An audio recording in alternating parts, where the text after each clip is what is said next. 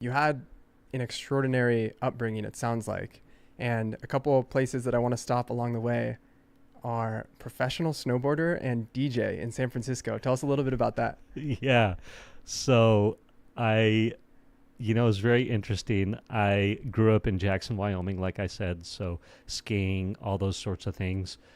In the 70s, I had seen in Sears magazine, back in the day, you would get the Sears and Roebuck magazine, and it had everything from, baby clothes to ovens to skis to what have you. And there was what was called, uh, what were they called? Snurfers. So in the 70s, they had snurfers, and they predated snowboarding, but there were these yellow looking boards that had a rope on the front, so it was like a big ski, and you would just stand on it, no bindings or anything, and you would hold the rope and kind of lean back. And so in Jackson, Wyoming, we would do all these backcountry, so in my, when I was 9, 10, 11, 12 years old, I got the Snurfer for Christmas, picked it out of the Sears and Roebuck magazine.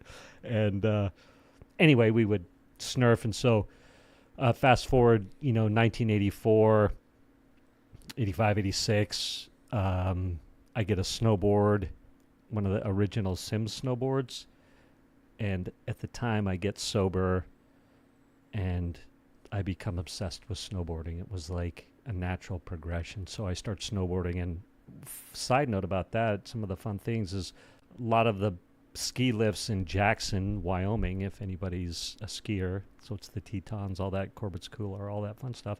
I was the first snowboarder on a lot of those lifts. And then the big race for all of us snowboarders at the time was who could, tag these ski lifts across the West to be the first snowboarder on them. And so a lot of these ski lifts throughout the West, I was the first snowboarder on. But I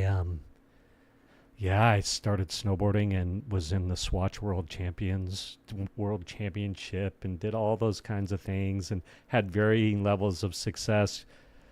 I'm 6'2" and I'm top heavy, so I have a big chest and super skinny legs, and my like leg to torso ratio is not good for for athletics of that type, because I have a very high center of gravity. And so I professionally snowboarded for about 4 years, was in magazines, made enough to in effect sleep in my car. Perfect. Yeah, got ski tickets, and I did have moments of fame, but I kept injuring myself, and I just worked really hard is the bottom line. Like, I worked hard. So I wasn't naturally gifted as an athlete, but worked hard. And so there you go. Fantastic. And Yeah. we'll make a brief pit stop as a DJ in San Francisco. Was this just post snowboarding along the way to all the other things you were going to do? Yeah, exactly. So